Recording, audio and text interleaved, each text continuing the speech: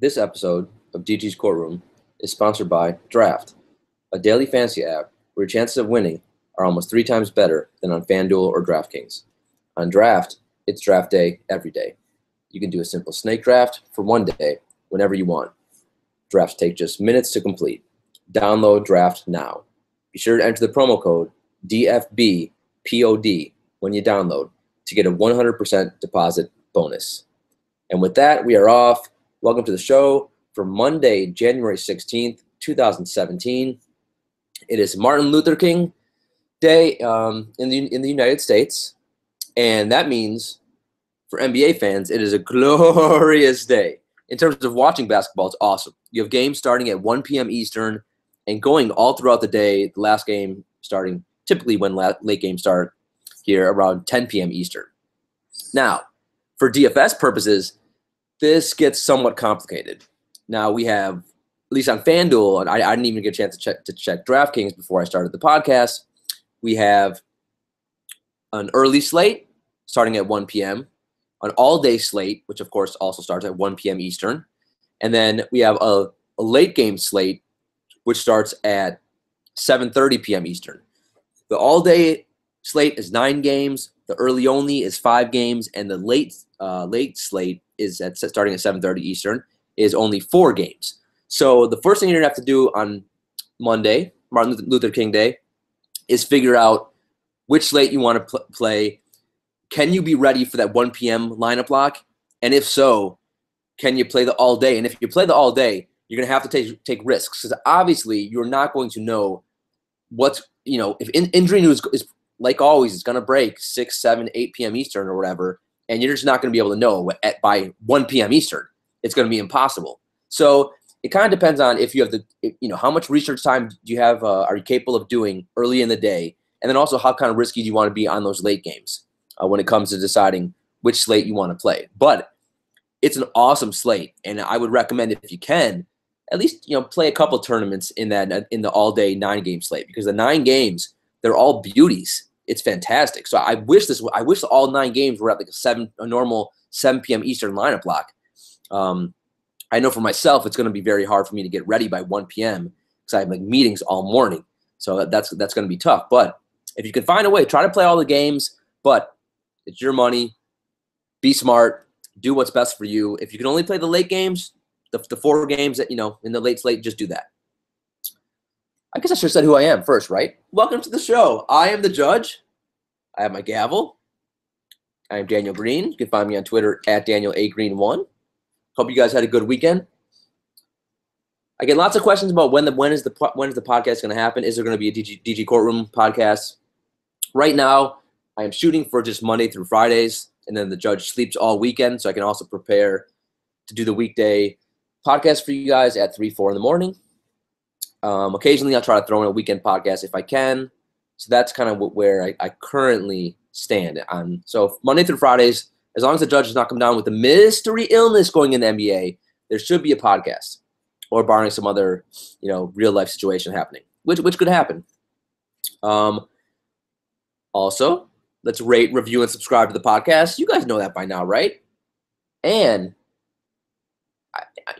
I probably should have looked earlier to see how many reviews and stuff we've gotten. I'm actually pretty impressed. We've gotten a lot, but it's very easy for the judge to look. Some of you have told me you've been doing it. Maybe I'll take a gander and see, just to verify. If some of you may be lying to the judge, that would not be a good thing. I will stick the bailiff on you. I will sequester you. I will not let you in chambers. I have means to punish you now. So hopefully, if you could rate, review the podcast, it would be very nice. Remember, our goal is to get back in the top 150 in the rankings, which is tough to do. It does like the algorithm, it favors all the new podcasts, and obviously DFS is kind of a niche area. But I think we're capable of doing it. We were like as high as I think number 20. We were in the top 20 at one point. So I mean, the weird thing is we're getting more and more listeners, more and more downloads. So that would help. Rate, review, and subscribe. Thank you very much. Also, please download the app Draft. Use the promo code DFBPOD. That would be very much appreciated. Speaking of the app Draft, we had our first 5-day battle, Judges Chambers, NCAA style bracket extravaganza. finish up on Sunday night. So I want to give a shout out to Chuck_Mans. That's his. Actually, that's his Twitter name, and then I think his name on Draft and also in like Chambers or FanDuel, where you guys have probably seen him, is I think it's Monster Triple Double, is what it is. And so he over 5 days. It's head to head. It was a round of 32. It's round, then the round of 16s. Elite 8, Final 4, and then he took down Mets Goletz 31 in the finals, 245 to 208. And he won $300. So congrats. That was the first Judges Chambers on the app draft. It was exciting. I hope there are only 32 spots, I think. Although I think we ran 2. I don't even know who won the other one. Whoever won the other one did not alert the judge. I cannot give you a proper shout out. But hopefully you got in there. If not, I'm working with Draft. We're going to get some more up this week. A lot of fun. I think this week we're going to try to increase the entry field to 64 and maybe lower the entry fee to like $10. And then we might also keep one at $32 and $20 as well. But I'm still working with them behind the scenes. Hopefully when those get posted in the lobby of the app draft, I will let you know. But again, congrats to our winner, Chuck_Mans. That was fantastic. And yeah, I mean, it's if you guys haven't downloaded the app yet, please do it, and please use the promo code DFBPOD. That also helps me out. Support the show, support the podcast, support the sponsor, right? Always good times. In terms of the actual Chambers tournaments, and you may ask, Judge, what is Chambers? Because I get that question at least once every couple days or so. To those of you maybe new to the podcast, Chambers is just a daily tournament I run on FanDuel, on DraftKings, and now we're also running it on the app draft, which is basically the best players in all of the land come together and they join one tournament to decide who is the greatest player in all of DFS. And a lot of fun. We have pros in there, lineup providers, and then we have just novice players to super experienced players. So really good times. And then the judge has power rankings. You can check out the power rankings on dgcourtroomdfs.com. Go to the website and then click on power rankings, and then there they are magically. And I still need to update the power rankings in the next coming day or so. And I will do that and tweet that out when that is done as well. But so for Chambers for Sunday night, we had 3. No, we actually only had 2 going on FanDuel because it was a small slate. And on DraftKings was only like a 3-game slate. The lineup block was like 9:30 p.m. It was super weird. I think a lot of it was just like the NFL. I think the NBA tries to accommodate the NFL. Every sport is like scared of going up against the NFL. So the NFL had its big playoffs. The divisional round today. I don't even know what round it was. But so that's why the NBA slates I think were a little bizarre. But so we had 2 Chambers on FanDuel. Congrats to Charismatic Enigma at Berserko is his name on Twitter. Scored a 348. It was a high-scoring night to cash. His 4th win of the year, his 8th cash. He is knocking on the door to getting into those power rankings. So congrats to the Charismatic Enigma. And then also Pro 14 at Philohelmutz on Twitter. He scored a 340, and he won the 2nd Chambers. That's his 2nd win of the year, his 4th cash. So congrats to you guys. Also, a quick shout-out to Nesto at I Am Legend. He finished 2nd in one of the Chambers, but that's I think it's his 11th or 12th cash. And there's such a fierce battle going on for the number 2 spot in the power rankings. Right now, number 1, Jeremiah has a pretty big lead based on his like 10 Chambers victories. And then number 2, I Am Legend and at Fucking Fantasy, Nesto versus SCAS is a man. The battle's super tight for those two. So when I update the power rankings, there may be a little shifting between those 2 friends. For DraftKings, congrats to RTSV5. He took down the Chambers glory on DraftKings. It was only a 30-man field because of the small slate on Sunday. Superhero for Life took 2nd, and What Up Doe 88 took 3rd. I think on Monday, I think I'm going to increase the DraftKings chamber size to 50. Although I need to check out what the slates are like on DraftKings. And I think I'm not sure what to do for FanDuel Chambers. I think I still might run just the late slate for FanDuel Chambers. although I'm still debating that as I do the podcast. All right, Dream Killers, Dream Lovers, small slate, weird slate, so not a ton of stuff, but there's always Dream Killers, always Dream Lovers as well. Dream Killers, if you're watching that Pistons-Lakers game, there was enough there to make you vomit and make you bang your head, and also some people had good games as well. But Reggie Jackson, he should have smashed. He got benched in the first half. Him and Drummond in the first half basically looked lost. I'm positive Drummond was definitely asleep in the first half. I have no doubt about it. I think he has some disease where he can look awake but still be like half sleeping. I don't know what disease this is, but I need to look into this. But Reggie Jackson was horrible the whole game. So he was like under 30 FanDuel points, and if you played someone like Conley over him, you probably did pretty well. Then we got two of the one-trick ponies who have become like from the same team, who have basically been like the bane of everyone's existence the last, I don't know how long now, last few weeks, last month. And that's Bumdanovich for Brooklyn and Kilpatrick. I mean, Kilpatrick, all he does is kill everyone's lineup every night. And Bumdanovich, kind of the same thing. Both those guys, their minutes for Brooklyn are all over the place. It was Houston at Brooklyn. So the over-under was like a bazillion, right? You have two of the fastest teams in pace going at it. Normally, Brooklyn can keep these games relatively close. But even if they keep it close, that coach, man, I mean, he's one of my lines on Twitter I've been using all year when coaches give away minutes like Oprah gives away cars. And that's, I always forget the name of that coach. Atkinson, I think is his name. He gives minutes to everyone, which he has a couple of young guys like Rondae Hollis-Jefferson, who he should be giving tons of minutes to, who he doesn't. It's bizarre. I mean, so if you're starting, not starting, and it's really irrelevant for that team. And then Jeremy Lin has been injured all year, so I mean, him and Brook Lopez would be the two guys you think would be locked into 30+ minutes, but Lin can never play. So it's super hard. But Bogdanovich is a one-trick pony. So is Kilpatrick to a certain extent, but their minutes are always up in the air.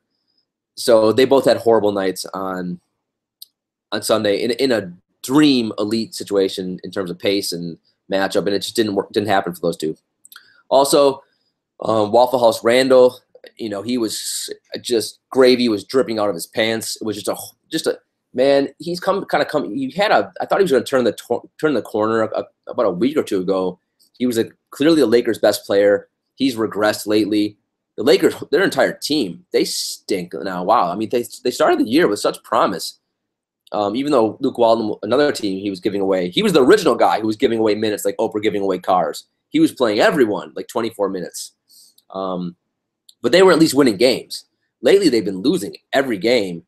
And tonight, Randall was a mess. So, I mean, Lakers were playing down in pace, but Randall should have had an easy match. Not an easy matchup, but it wasn't a tough matchup against Tobias Harris. And Tobias Harris ate him for lunch, no pun intended. Also, if you played Steven Adams, I think he dealt with some type of injury and he was in the concussion protocol. So he had, I think it was like 10 FanDuel points for him. If you played him, you probably were not happy. And then another Detroit guy, if you fell for Stan Van's tricks and played, I forgot who he started. I think he started Bullock. If you played Bullock, you felt like a buttock. that did not go well. I don't even know if he got you 10 FanDuel points. So Dream Killer for sure. Dream Lovers, Conley, he's playing better lately. I think he had close to 50 FanDuel points. Patrick Beverley finally had a nice game for Houston. I mean, he's been dealing with that wrist injury and struggling for the last, I'd say week and a half, 2 weeks. He almost put up 40 FanDuel points against Brooklyn. Granted, it was against Brooklyn, so a little caveat there. Rudy Gay basically just hit value, but for him, that's better. I mean, that's pretty good these days because he's been dealing with an injury and he's been struggling. Another one-trick pony, but I think he got you finally over 40, so that was good to see. Trevor Booker was like the one guy for Brooklyn who I think did okay. Marcus Morris for Detroit and Tobias Harris both had really good nights. Marcus Morris is so dirt cheap. He's basically matchup proof to me at this point, and I think fine for cash games and almost any slate until that price rises.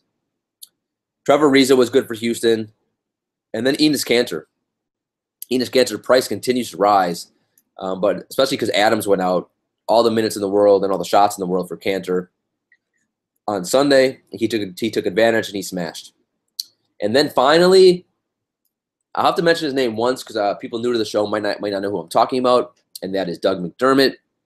We call him, those of us who listen to the podcast, hashtag those we don't speak of, based on the movie The Village. Just Google it, YouTube it to find out who that is. Doug McDermott went nuts, finally. I think he had over 40 FanDuel points. In like the second quarter alone, he had like over 20 actual points. He finally got hot. We all knew it was going to happen at some point. He's just too good of a shooter to be playing as bad as he was. And what's his name? D. Wade was still out, resting in the Chicago-Memphis game. So those we don't speak of finally busted loose. Hopefully you played him and made a lot of money. He was super low owned though, so odds are you didn't. But so he should be back on our radar going forward. But just remember, he's a one-trick pony, and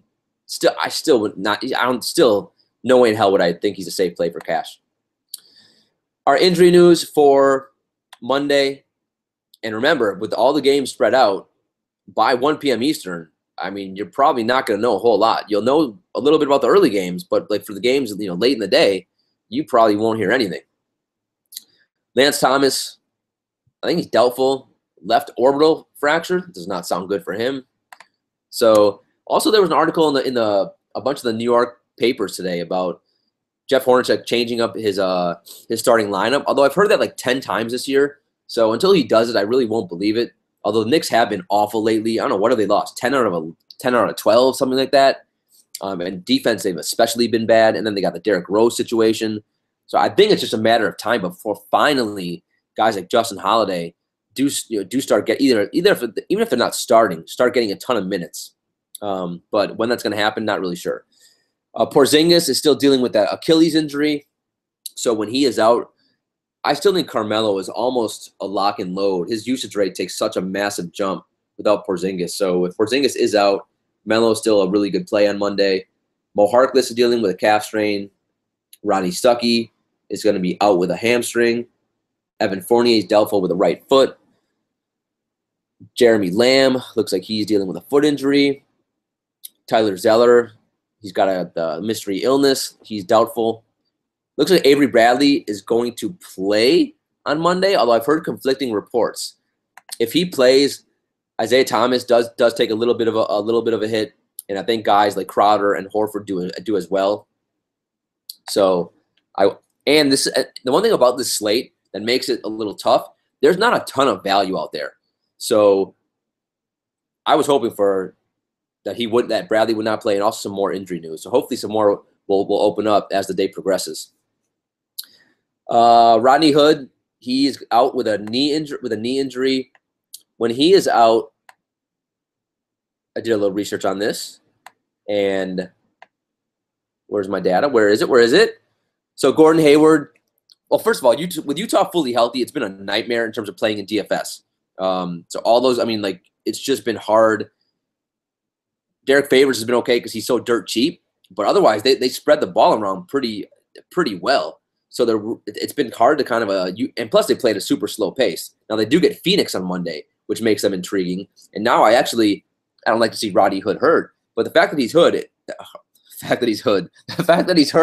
it does open up finally an opportunity to play some Utah guys, I think. So when he's out, Gordon Hayward gets almost a 4% increase in usage, which to me is pretty significant. Also, the other guy I'll look to a little bit more is George Hill, gets about a 3% bump in usage. And then I'm not really sure who they will start. I guess it would be Joe Johnson. And the other guy, Joe Ingles, would be the other guy I would like to keep my eye on. And then Steven Adams is dealing with a concussion, so I would not expect him to play. And if he is out, Oladipo gets the biggest usage bump, which was a little surprising.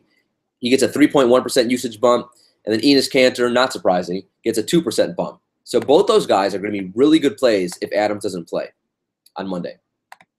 All right, let's take a little trip to Vegas, shall we?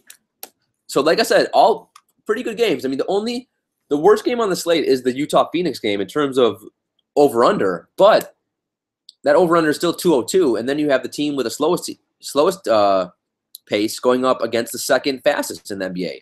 So we can attack the hell out of the Utah guys. Now, am I going to want a lot of Phoenix guys in this game? Probably not on a 9-game slate. But some of the Utah guys, especially because Hood's out, I think are going to be in play. Other than that, we're still waiting on some over-unders. The best game to watch of the day, and probably to attack DFS-wise, is Cleveland Golden State, 224.5 over-unders. This is the rematch of the game that they had on Christmas. So, obviously, anytime a Golden State game can stay close, and this one should stay relatively close, all the main studs are going to be in play, and guys like Curry, who are a little underpriced, are going to be in elite spots on Monday. To me, while everyone will be looking to Cleveland Golden State, the judge has to find a way to be different, to differentiate, to get some contrarian guys. I'll be looking to some other games. Portland Washington is such a delicious game for me. I think zero defense is going to be in that is played in that game. A 220 over under there, and then New Orleans Indiana is another one at 214 over under. I'll be looking to those two games a lot to attack. My only concern about those two games are they're early. So Portland Washington's at 2 p.m. and New Orleans Indiana's at 4 p.m. Like, the NBA body is not made to play a game in the afternoon. It's just not conditioned to. It's weird. So a lot of times guys will put up stinkers just because their bodies are not ready to play. So that's the one concern I have about playing all these guys in the early slate. Granted, does that mean they're going to have bad games? No. It's just something that I've noticed over the years. All right, pace. The judge loves 3 things in life: bailiff, usage, and pace. I like to attack teams playing up in pace because they get more possessions. Everyone's salary is based on an average number of possessions that their team gets. If a team is playing up in pace, they're going to get more possessions. That means they're basically underpriced for that day's slate, which is glorious. We want to take advantage of underpriced guys, right? We want bargains, and that's basically what it means. If you're playing up in pace, extra possessions, extra fantasy points, it's basically getting players at a bargain price. And that's why the judge likes to attack teams playing up in pace. Cleveland, way up in pace against Golden State. Utah, obviously, playing a way up in pace against Phoenix. Orlando, playing way up in pace against Denver. New Orleans versus Indiana. And then the Clippers versus OKC. Those are like the 5 teams that I'll probably look to the most when it comes to pace. All right, let's jump right to the plays, shall we? So, as you may have guessed, I did a little poll. I don't remember if I did an actual poll or just asked you guys on Twitter if you wanted me to discuss all the games, just the late games, when's the early games, which slate you're going to play. It was all over the map. So the judge is going to basically talk about the top plays for all the games, all 9 games. Hopefully I'll do it kind of fast so it's not a 3-hour show. But enough of you, we're going to play the all day, or at least looking to the early games. And like I said at the top of the show, I do think if you can, try to do it because, there's 9 really good games here. So let's hop in to the slate. So we have, out of all the stars, we got Westbrook on this slate. You got Giannis, you got Durant, you got LeBron, Anthony Davis. And that's the weird thing is center. There's no Cousins or no Towns for center. So Embiid is actually the highest priced center on this slate, which is interesting. Also means his price has come up, which it has. But as always, our first question is, do we play Russell Westbrook? On this 9-game slate, point guard is loaded. It's just phenomenal. You look at usage, you look at pace, you look at just who's playing, you look at the prices. So is this a day where you need Westbrook? You absolutely do not. Plus, OKC's playing down in pace against the Clippers. I'm not scared of Westbrook going up against Chris Paul, but Chris Paul's a decent defender. But Westbrook's 12.5K. So he doesn't have to be good. He doesn't have to be great. He has to be superhuman. He's got to give you 65 to feel good about it. And even if he gives me 65, I still don't think you need him. You can easily make that up with your 2 other point guards. So I've used him in cash. I would say 90 to 95% of the year. Would this be one day I look a different way in cash? I might. And for tournaments, you absolutely can fade him. Now, with that said, is he still an elite well, maybe not elite. Is he still a good play for tournaments? Sure. He's always a good play for tournaments because he always can give you a 70, 80, 90 FanDuel point night. And I think he's going to be relatively low owned on this slate. So if you play him, let's say he's around on the all-day slate because this game's at 10:30 p.m. So for all day, maybe he'd be 20%, something like that. And for him, that's really low owned. But do I think you need to do it? And do I think the smart pros are going to be doing it? Probably not in this slate. Next up is John Wall, 9.5K. He's safe for all formats. I'm a huge fan of this Portland-Washington game. Wall has not been great the last 3 games. He's also dealing with some wrist issues, so his shooting has been – he's not a good shooter anyway, so this doesn't help that. He's been 45, 40, 53 the last 3. So, I mean, you're getting for $3,000 in savings. So if he ends up giving us 45 and Westbrook gives us 65, that's totally fine. And do I think Wall's going to get you 45 against Portland? He should. I'm a little worried about the time of this game, like I said. But otherwise, Wall's safe for all formats. Isaiah Thomas, 9.1K. Because of his usage, and Isaiah Thomas is the second highest usage out of any point guard on the slate, John Wall is a really close third. They're both, Isaiah's like 34.8%. John Wall is 34.4%. If Avery Bradley is back, I would just probably prefer other guys in cash because Isaiah is so scoring dependent. And even if that usage rate goes down, 2-3 percentage points with Avery Bradley, that's what? Let's say that's 4 or 5 less shots he gets in this game. And you can't miss on point guard on Monday. It's too loaded. You can't be wrong.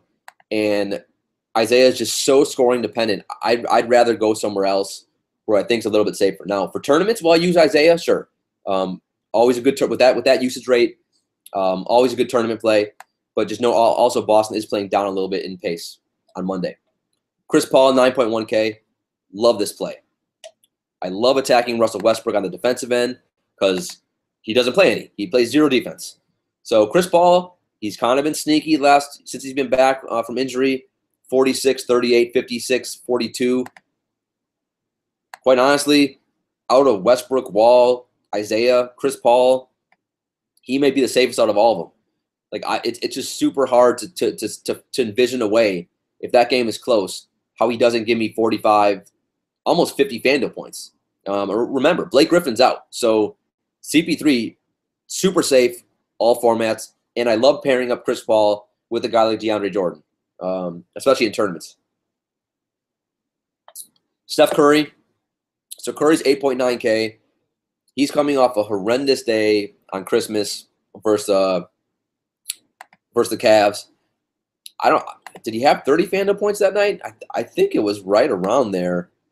Yes, he had 26 FanDuel points. That's disgusting. So he's cheap. He's 8.9K. The highest over-under of the night. Am I still a little nervous about using him in cash? I am, only because it's a 9-game slate and I cannot afford to miss on point guard. So I still prefer a guy like Chris Paul, who I know is everything to that Clippers team, than Curry, who's, it could be Durant's night, even Clay. Draymond's got to do his thing. So I like Curry. I love him for single entries and GPPs, but I'm still probably not going to be using him in cash games on this slate. Damian Lillard, 8.4K. Point guard is loaded. Judi Dench he's still too cheap. He should be 9K.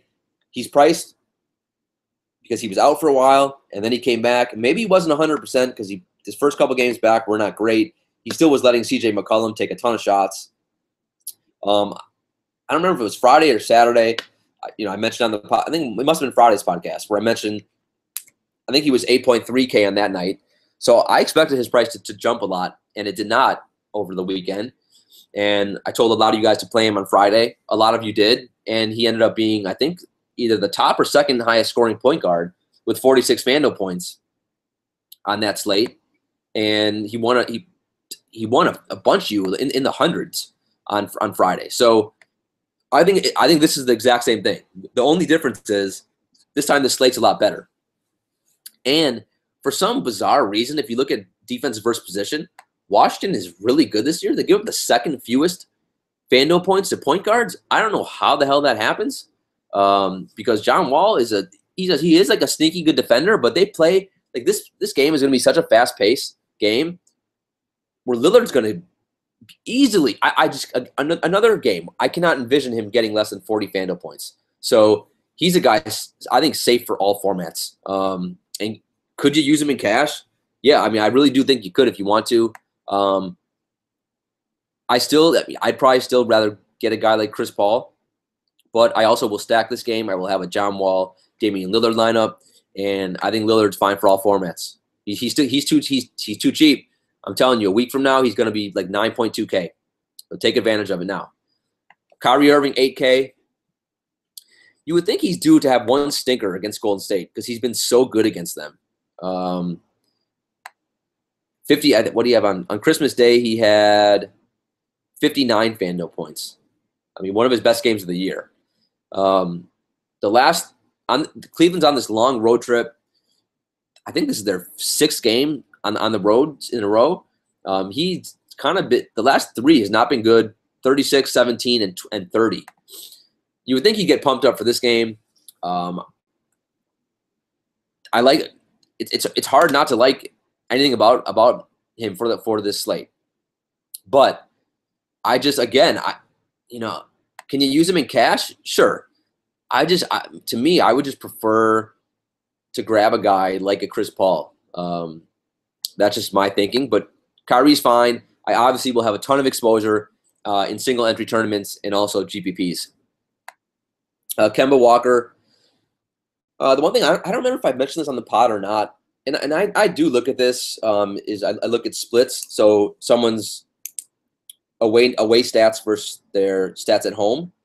Kemba is for whatever reason this year he's been much better at home, which is a little bizarre for someone who's as good of a player as he is. Just something to take note on this slate. So he's 7.9K.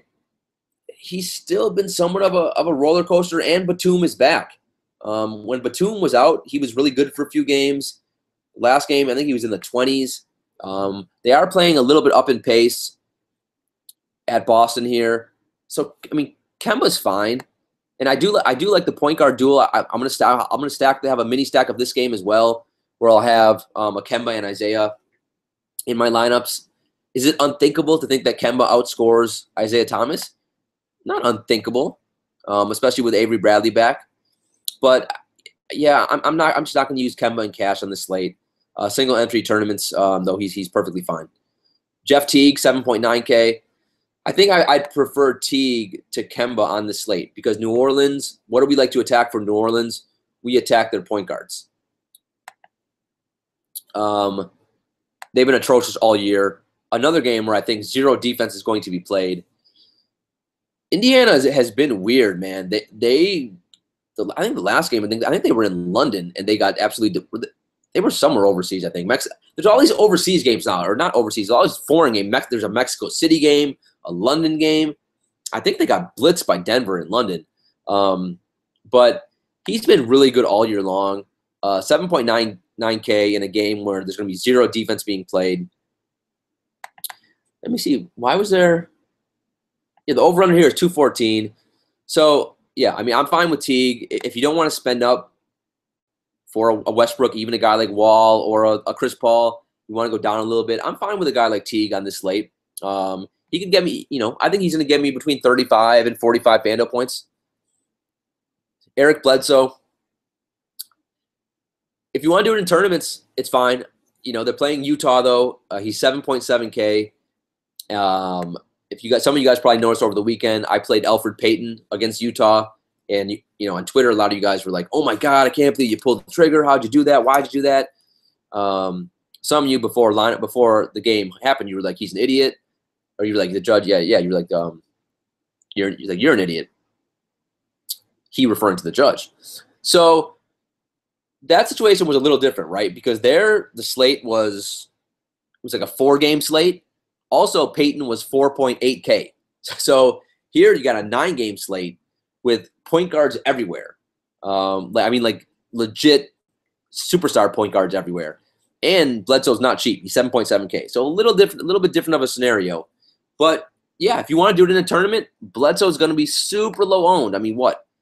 5% owned on this slate in tournaments. So you can do it. And the thing about Utah, you can attack them at the guard position. I don't think you're going to have a tough night if you try to attack Gobert and Favors inside, but you can attack them. I mean, we've seen Zach LaVine go nuts.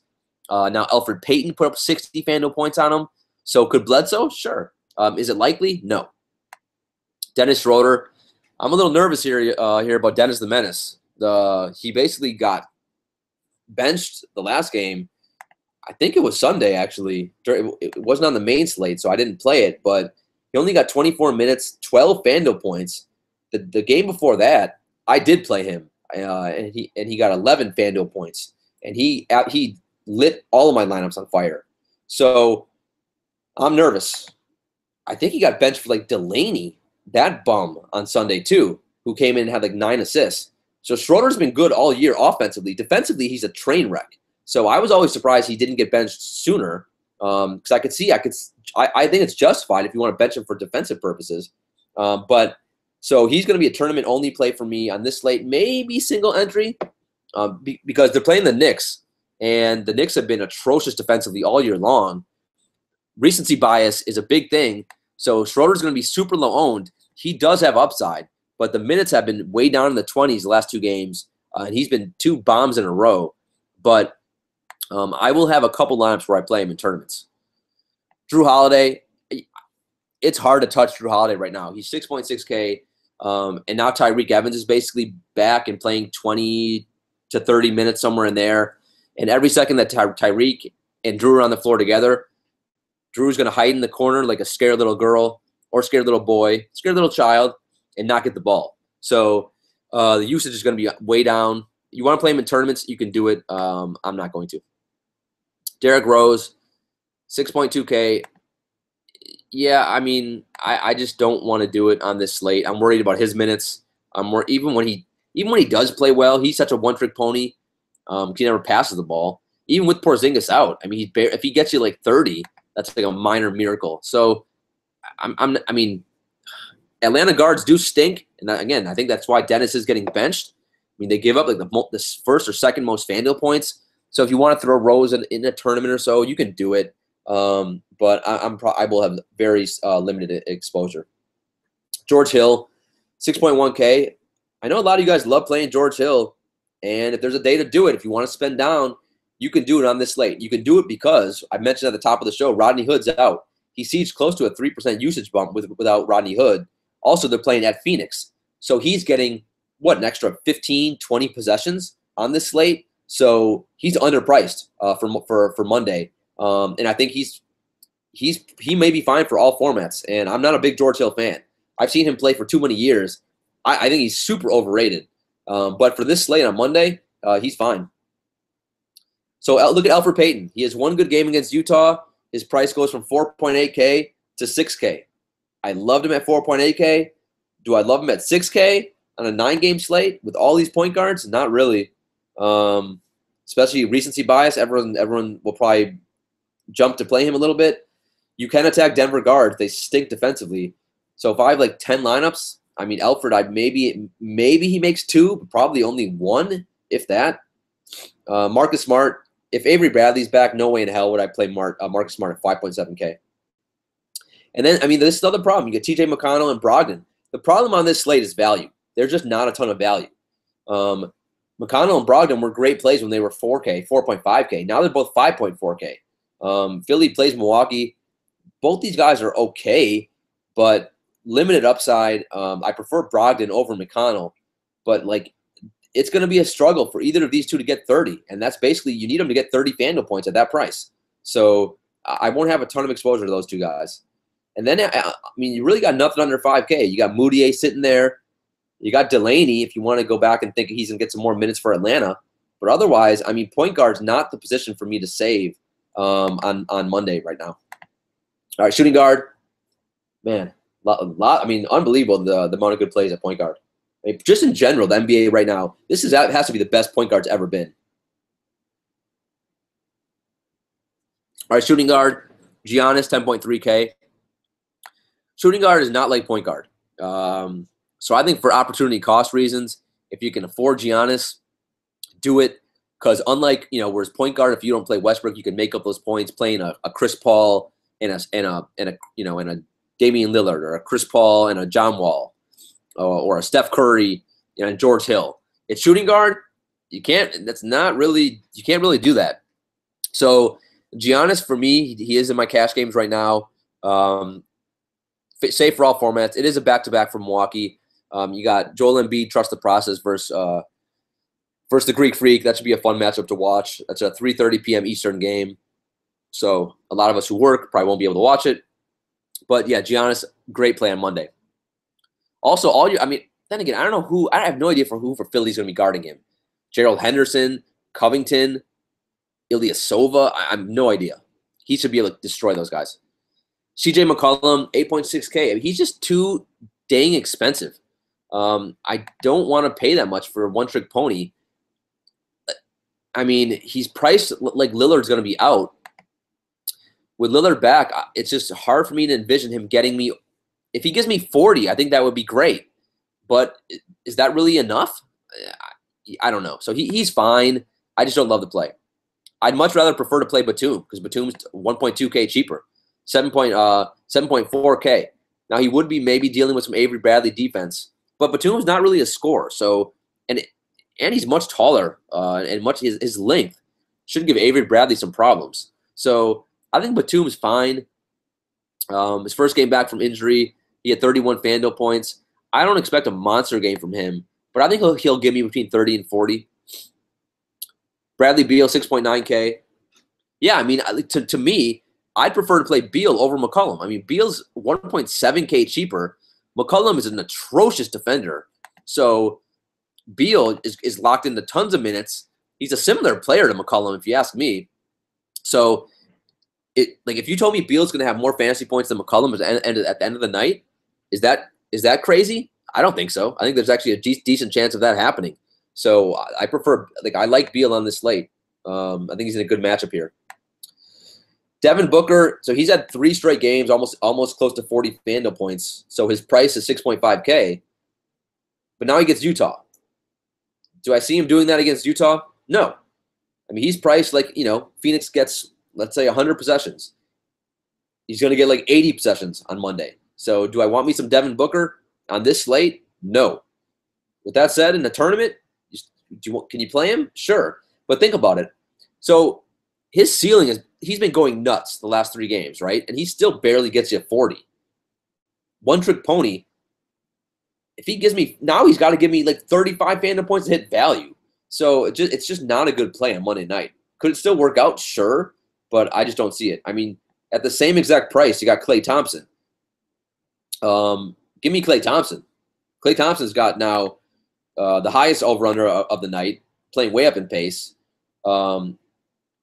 Klay's more consistent because even though they're both kind of one-trick ponies, Klay will occasionally get some steals, get some assists, get some rebounds. So I would just prefer to Klay to Booker on this slate. But even with Klay, I'm not a huge fan of Klay either. But he's 6.5K, that's fine. Single entry and GPPs, I would play Klay. I mean, quite honestly, I prefer Beal. Beal, Booker, and Klay are all close. I prefer Beal out of those 3 on this slate. I'd go Beal, Thompson, Booker, especially in cash. Oladipo, 5.7K. So I mentioned if Steven Adams is out, Oladipo sees a nice little bump in usage that I would not have expected. But that makes sense because in that starting unit besides Westbrook, Adams probably gets the second most touches, him or Oladipo, I guess. Oladipo is locked into tons of minutes. He played 40 minutes on Sunday, 33 FanDuel points. He's still relatively cheap. I think he's a relatively safe play. The ceiling hasn't been great lately, but yeah, he's fine. I think he's safe for all formats on this slate. Shooting guard sucks, so rather than have to play the bums, Tim Hardaway Juniors, and the crabs, and the shellfish, and the octopus. I mean, you could just have a nice little Oladipo, Bradley Beal. If you can't afford Giannis, play some Beal, Oladipo. That's nice and safe. Granted, if you can get Giannis, play Giannis. Tyreek Evans, 5.6K. Yeah, I mean, he's now going to be in play. If you've been watching the Pelicans play, and sadly I have, he's the greatest ball stopper I've ever seen in my life. Him and James Harden. he's on that level in terms of just dominating the ball, stopping the ball from moving, not letting anyone else touch it. And Tyreek Evans thinks he's as good as James Harden. The last 2 games, 25, 46 FanDuel points. He's going to be a fantasy point per minute monster because when he is playing, they let him do whatever he wants. God forbid they'd have a coach telling him to get the ball to Anthony Davis. So Tyreek Evans, he's still not getting a ton of minutes. He's still under 30, but for like tournaments against Indiana, who doesn't play any defense, or single entry tournaments, or GPPs, yeah, you can do it. Is he ready for cash? For me, probably not. Then you got the under 5K bump, so it goes quick in shooting guard. You got Will the Thrill Barton, Denver way down in pace against Orlando. You want to jump on that ride? You can. He can give you a 10 or 35. God only knows. JJ Redick, he's been good. I mean, since Chris Paul is back, 2 out of the last 3 games, he's been over 30 FanDuel points. So he's fine. Tim Hardaway Jr., another guy. I mean, he's at Magic Mountain. I could read you his game log for the last 10 games, but it would somewhat read like the last 2. 11, 35. That's basically his floor and his ceiling. He's going to end up somewhere between there. I mean, God only knows. Now, they are playing the Knicks, so really good matchup for him. The Knicks have been atrocious defending shooting guard all year long. One reason why I don't understand why Courtney Lee plays any minutes, because they got him for defense, and he's been atrocious defensively. But so Hardaway Jr. is in a good spot. And in tournaments, that's when you play a guy like Tim Hardaway Jr. Other than that, you can play some crab if you want. You got the bum, the dead man walking, Courtney Lee. My boy Buddy Hield has been horrible lately because he's just not getting enough minutes. And Tyreek Evans, quite honestly, just kills him, kills any value he had. Jody Meeks, I forgot if Fournier is going to be out. If Fournier is out, Meeks is somewhat intriguing to me. Played 38 minutes last game against Utah and had 25 FanDuel points. So if Fournier is out, I do like Meeks. And that's about it for shooting guard. I thought there was someone else. I thought there was Justin Holiday. So he is the minimum. I'm telling you, man, I'm hearing these rumblings that more minutes are coming his way. 26 minutes against Toronto, 23 FanDuel points. He's so much better than Courtney Lee. I'm going to play, if I have 10 lineups, I'd play Justin Holiday probably in 1 in a tournament or so, just because he's like I said, not a lot of value on this slate. And he's going to get he will help someone win a GPP. He already helped people win a GPP on days where Courtney Lee's been out. But it's going to happen again this year. So I like Courtney Lee. I mean, I like Justin Holiday. Tournaments only. Don't get crazy. Small forward. Let me take a sip of water.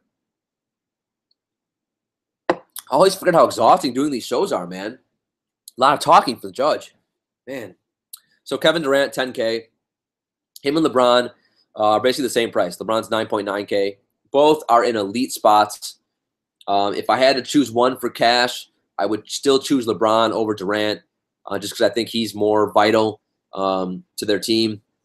He's been the more consistent player this year. But if you saw on Christmas Day, Durant had the better game. Durant went nuts against the Cavs. He had, I think it was 63 FanDuel points. I think LeBron was in like the 50s. So both great plays. Obviously, if you can do it, play them both. But are you going to be able to do it? Probably not. Because I'm telling you, this slate, it's hard to find value. So cash games, I do prefer LeBron. I will have some lineups where I play them both in tournaments and also where I stack this game. But single entry and GPPs, obviously Durant, elite play. Carmelo, 8.1K. So with Porzingis out, Carmelo is an excellent play. The problem is not a lot of value on this slate. You got LeBron and Durant, who I'd much rather have. So, I mean, I'll play a little bit of Melo in tournaments. You know, is it unthinkable that Carmelo could match LeBron and Durant? It's no. If Porzingis is out, it could happen, right? There's probably maybe a 10% chance that happens, and that's what you hope for if you play him in a tournament. Paul George. This is an interesting spot for Paul George. Paul George is basically approaching. Not basically. He is. He's in Damian Lillard territory.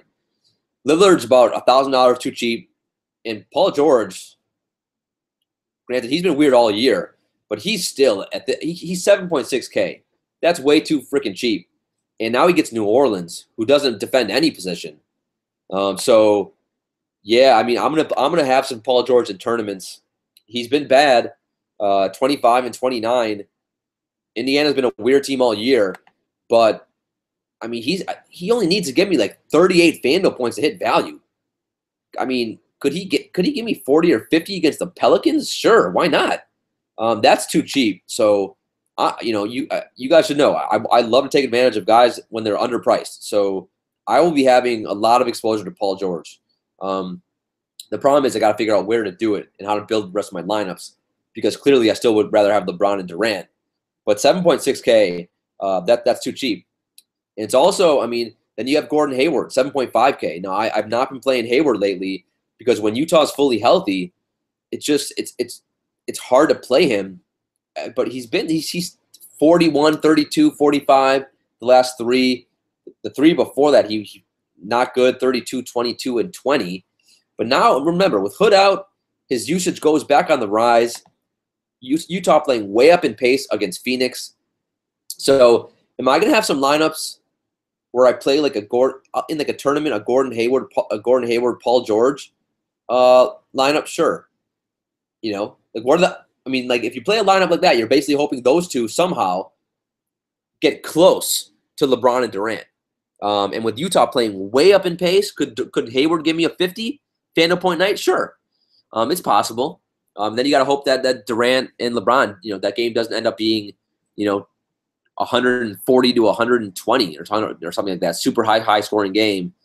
But I mean, Gordon Hayward is in a really elite spot, especially with Hood out and playing way up in pace.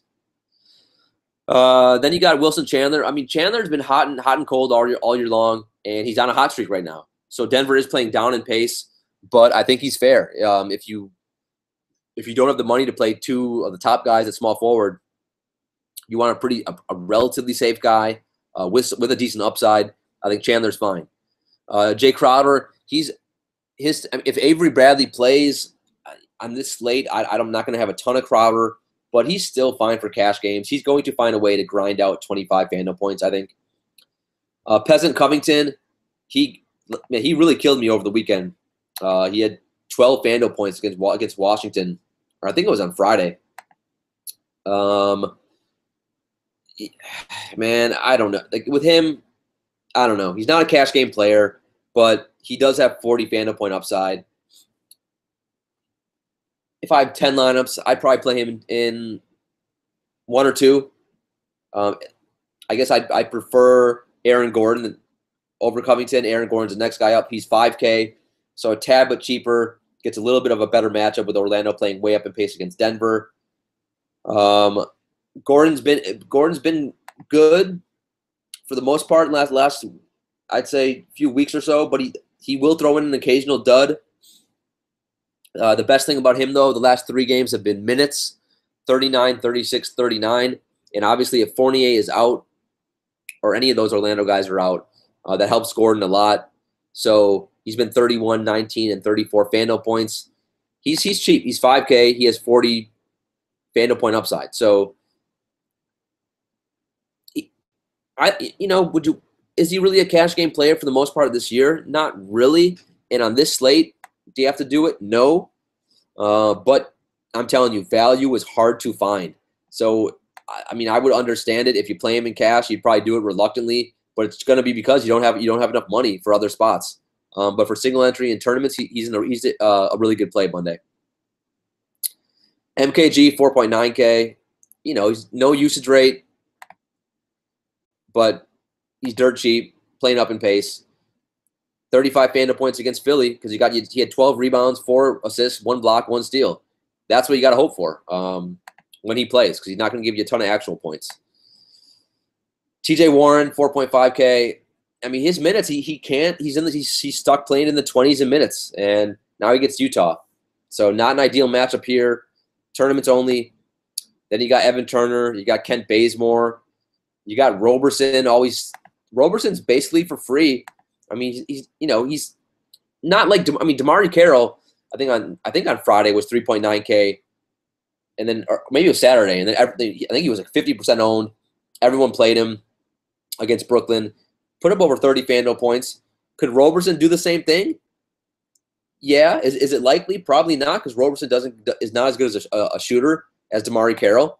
But Roberson's basically sitting there for free. I mean, I think he's going to find a way to grind out 15 to 25 FanDuel points.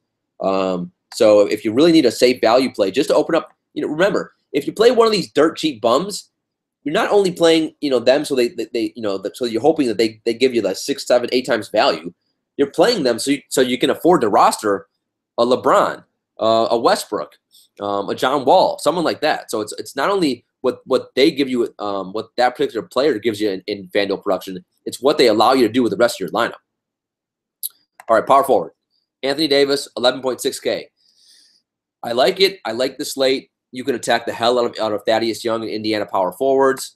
They've been atrocious this year. They give up. Where's DVP? The third or fourth most FanDuel points to power forwards. The problem here is the slate. Not a lot of value. So if you play Anthony Davis, you can't fit AD, Durant, LeBron, Giannis, John Wall, Isaiah, Westbrook, all those guys. I mean, you got to make choices. Power forward is a pretty good position on this slate. Can I do it in cash? No, I can't afford to, and I don't know if I would do it anyway. But he's a great play in tournaments. He's probably going to be low. He's going to be somewhat low owned, I think, for him in tournaments and single entry contests. It's expensive, 11.6K. But last 2 games, 61, 70, 71. So, and the good thing seeing was last game, even with Tyreek back, he still put up 60. So the Tyreek being back does worry me a little bit. Paul Millsap, 8.1K. I think he's a pretty safe, nice play on this slate versus the Knicks. If Porzingis plays, then maybe I wouldn't love Millsap as much because Porzingis is a sneaky good defender. If Porzingis is out, then Millsap should be able to feast on those Knicks. Then you got Jokic. Jokic, his price is all the way up to 8K. I mean, his salary's higher than Kevin Love and Draymond Green, which is pretty. If you would have said that 2 months ago, you would have thought I'm drunk, I'm sniffing cocaine, I'm a crazy man, because he was unplayable to start the year. But he's been amazing lately, ever since he's went in the starting lineup. I mean, and he's still struggling to play big minutes because he gets in foul trouble. He still barely plays the 30 minutes a night. But look at the game logs: 47, 39, 36, 44, 37, 42, 46. But now it's a little bit different. When you're 8K, that means I'm counting on you as like almost just a lock to give me 40 FanDuel points. Denver's playing down in pace against Orlando. Am I going to play him in cash on Monday on this 9-game slate? I'm not going to do it. Will I have exposure in tournaments? Sure, but he's getting expensive, and it's going to at some point he's going to outrun. It's just going to be outrun his value for me. So, and he's getting close because remember 5K, that's great, but really I'd want someone giving me like 6, 7 times their value, and man, do I see it happening against Orlando in a slow-paced game on Monday? Not really. And 8K is expensive. Kevin Love, 7.8K. What on Christmas Day against Golden State? What did he do? He gave us 34 FanDuel points. Draymond Green defense worries me a little bit, but he's fine. I think he's got a floor of around 30. Ceiling of like 45 on this against Golden State. I love the matchup. I love the pace. So he's fine.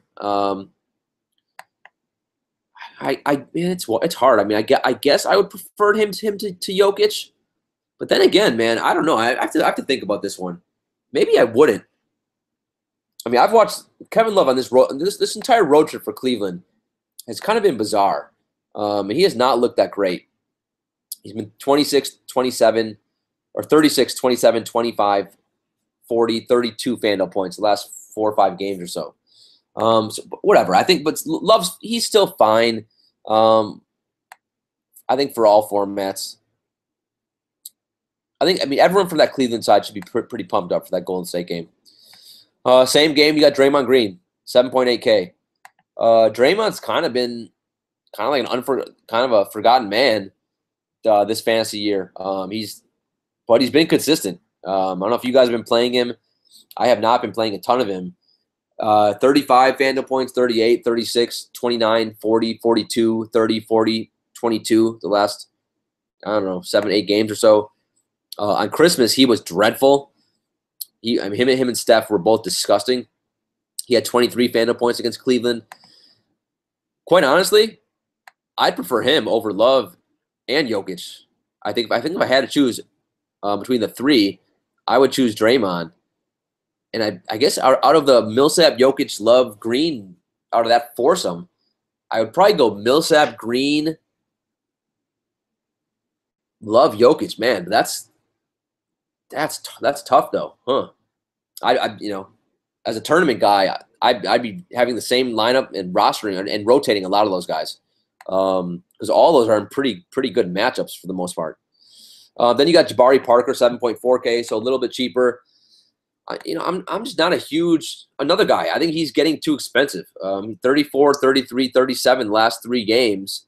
The interesting thing about him on Sunday was he gave me 10 rebounds and 9 assists, but only 8 actual points.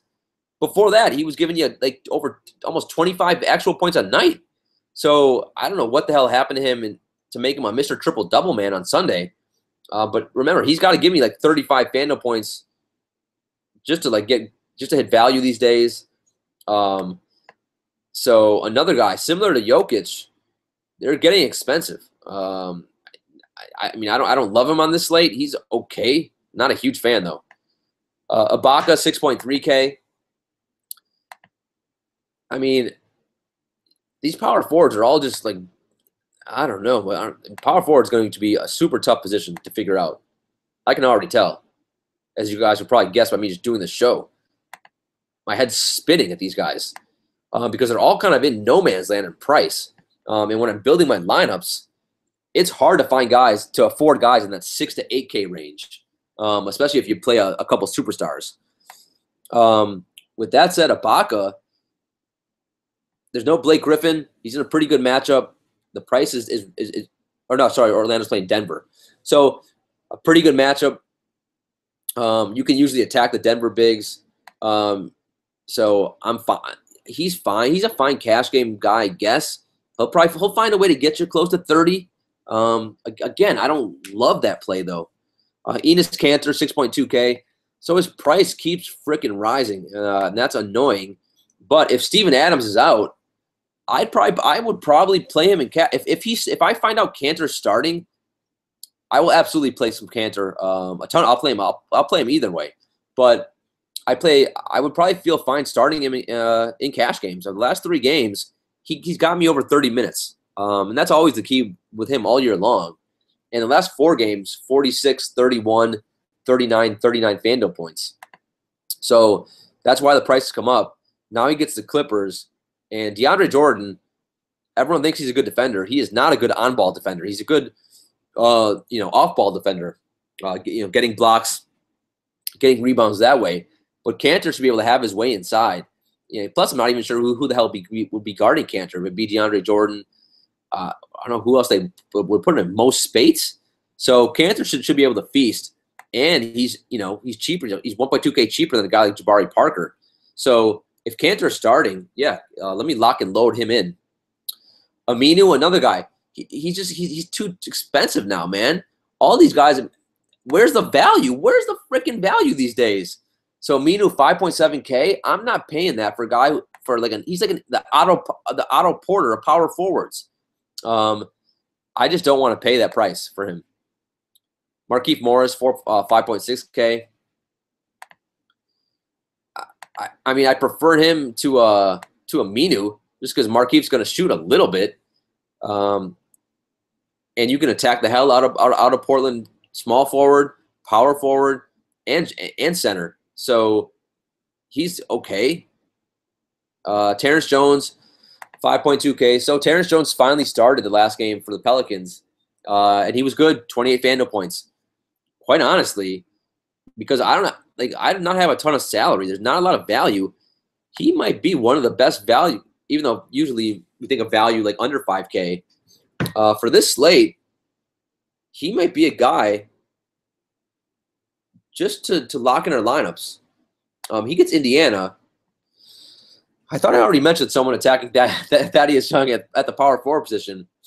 Whoever I said that about, who I'm sure some of you got, someone on Twitter is going to yell at me for.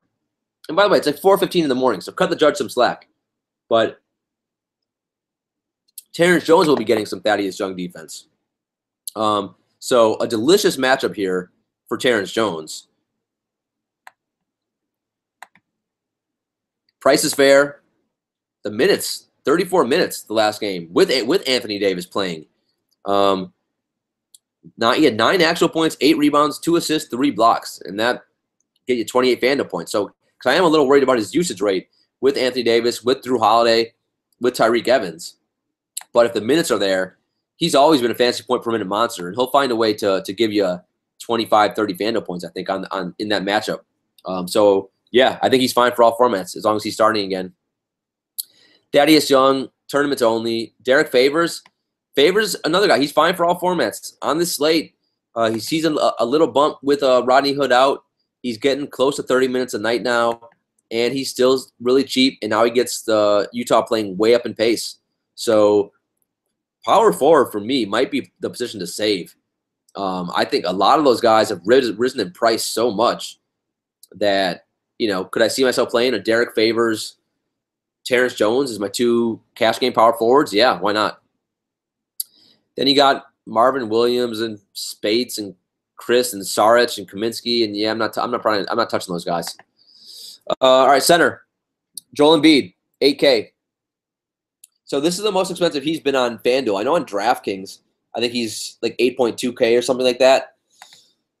Oh, he's still only getting 28 minutes a night. He's got to give you 40 FanDuel points. That's been his ceiling for like the last 10 games or so. He's had 1 game in the 50s, but other than that, it's been like a struggle for him to get to 40. So this, again, another guy, this is where the price, man, this is all along in my head. I'm like, when he gets 8K, I'm just not going to love it, man. And for that reason, in cash games especially, I prefer to go a different route. In tournaments, can you still use Embiid? Yeah, because can you attack the Milwaukee Bigs? Absolutely. And could he end up being the highest scoring center of the night? Sure. But I think there's safer options on this slate. Speaking of which, DeAndre Jordan, I think, is safer. I also think Rudy Gobert is safer. I love those 2 centers. Jordan, 7.9K, especially if Steven Adams is out. I think DeAndre Jordan gets every rebound in that place.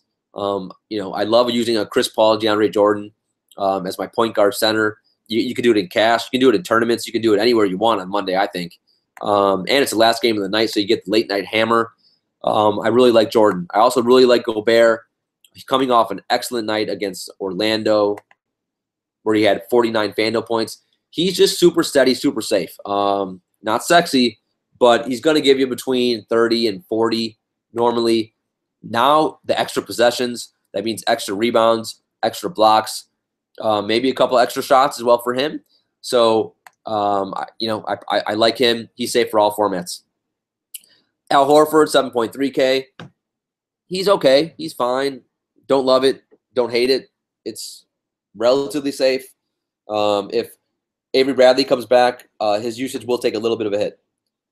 Dwight Howard, I'm going to play a little Dwight because the Knicks, I think, give like the 2nd or 3rd most FanDuel points to opposing centers. So another guy, he should be able to get every rebound in that basketball game. He's somewhat been inconsistent in the last few games, 38, 21, 33, 40, 29. A couple of those his minutes were down. I think Atlanta has had some blowouts. So, but price is fair. He's in a good matchup. I like it. Vucevic.